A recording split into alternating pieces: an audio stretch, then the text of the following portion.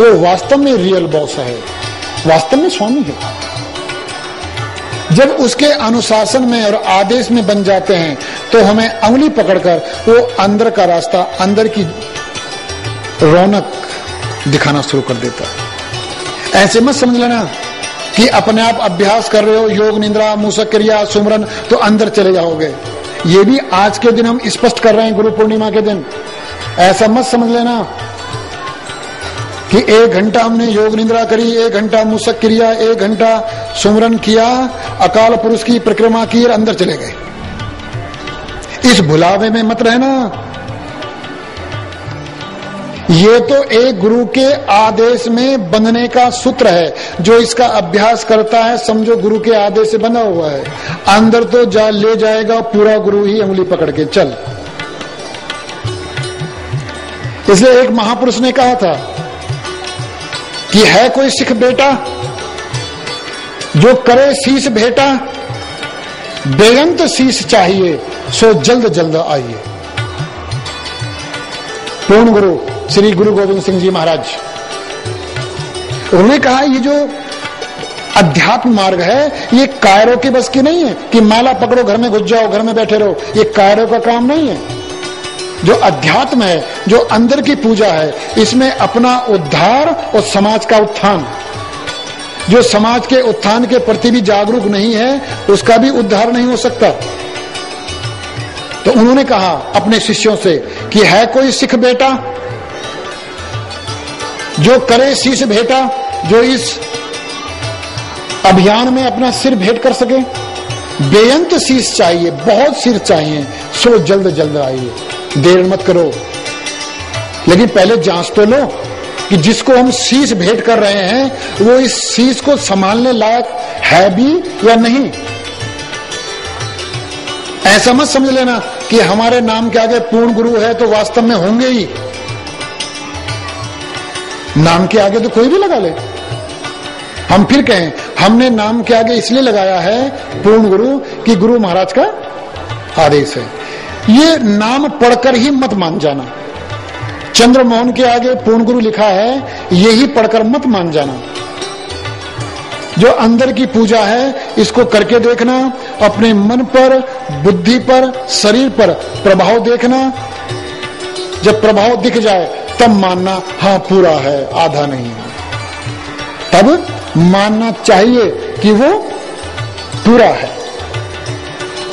कभी संकट कभी विपत्ति में, कभी संकट कभी विपत्ति में जब सब साथ छोड़ दें, अपने रिश्तेदार, अपने बच्चे, जिनसे हमारा शरीर का संबंध है, जब सब साथ छोड़ दें, पहले उनकी परीक्षा लेना, अपने रिश्तेदारों की, अपने मिलने वालों की, पहले उनकी परीक्षा लेना। जब वो साथ छोड़ दें फिर केवल 2 मिनट पूरे गुरु का चेहरा ध्यान करते हुए केवल 2 मिनट कहना रक्षा कर रक्षा कर। रास्ता निकल जाए तो पूरा मानना, नहीं तो आधा तो है ही। आधे तो यहां भी है, ऊपर भी आधा फिर तो। बात समझ लो हमारी। सवाया हमारी भारत भूमि में पवित्र क्यों माना गया? 1 रुपया 25 पैसे सवाया। हमारी भारत भूमि में सवाए को पवित्र क्यों माना?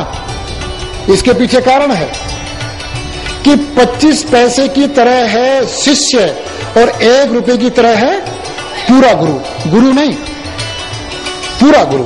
वो 1 रुपये की तरह है और शिष्य 25 पैसे की तरह है। जब दोनों मिल जाते हैं तो पवित्र हो जाते हैं। श्रीमद् भगवद गीता के 18वें अध्याय का अंतिम श्लोक, श्रीमद् भगवद गीता के 18वें अध्याय का अंतिम श्लोक, संजय उवाच।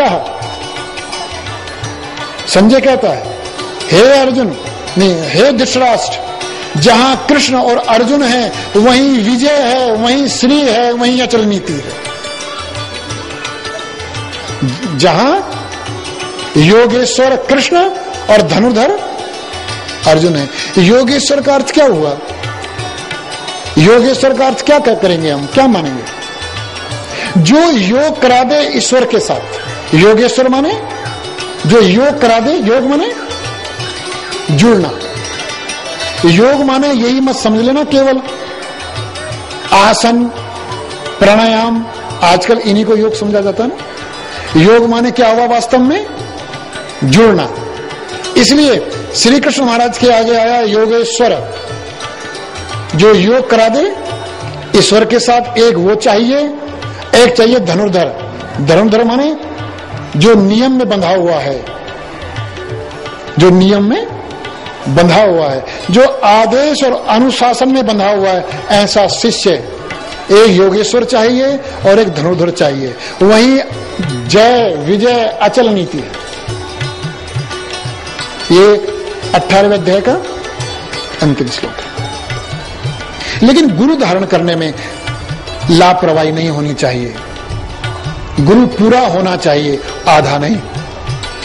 इसलिए महापुरुषों ने कहा, गुरु बनाओ जानकर, पानी पियो छानकर। जब तक गुरु मिले नहीं साचा, तो याद होगा सब, याद रखना ये सब, ये महापुरुषों की वाणी, कि जब तक गुरु मिले नहीं साचा, 1 करोड़ या करोड़ 50, 50 करने की छूट है, 50, 1-2 नहीं। तो जब तक सच्चा नहीं मिलता, जब तक पूरा नहीं मिलता, तब तक चाहे 50 कर लो। लेकिन जहां पूरा मिल गया वहीं मैं करूं विश्राम, फिर ठहरिए। एक ने कहा, पूरे गुरु की पहचान, असली पहचान तो होती है साथ रहकर। असली पहचान तो साथ रह के होती है, क्योंकि झूठा चेहरा कब तक लगा के रखेगा मनुष्य? घंटा, 2 घंटा, दिन, 2 दिन, कब तक लगा के रखेगा झूठा चेहरा? तो असली पहचान तो है साथ रहकर। मोटी मोटी पहचान है, कुछ मोटी मोटी पहचान। पहली पहचान मोटी मोटी, वो गृहस्थी का विरोध नहीं करता, वो संसार से भगाता नहीं, संसार में जमना सिखाता है, भगाता नहीं। वो गृहस्थी का विरोध नहीं करता। दूसरा, नशे का, जन्मजात भेद और पाखंड का जबरदस्त विरोधी।